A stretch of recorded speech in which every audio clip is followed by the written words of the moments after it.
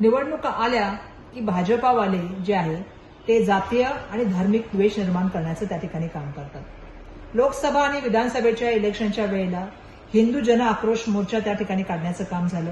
एक है तो सेफ है, बटोगे तो कटोगे सारखी वाक्य वापरण्यात आली।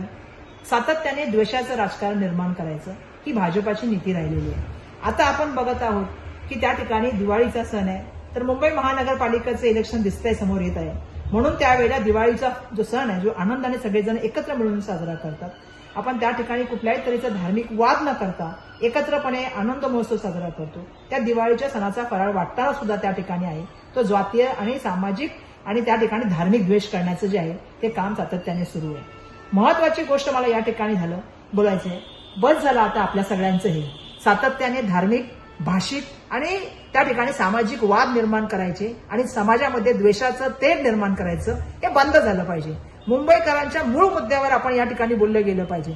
आज मुंबई ही देशाची आर्थिक राजधानी, जागतिक लेवलचं शहर, आज तुम्ही मुंबईला बक्कल करण्याचं काम त्या ठिकाणी केलंय। आज आपण मूलभूत मुंबईच्या प्रश्नाबद्दल बोललं गेलं पाहिजे, पण दुर्दैवाने ते न बोलता सातत्याने जे आहे ते द्वेषाचं राजकारण त्या ठिकाणी निर्माण करायचं।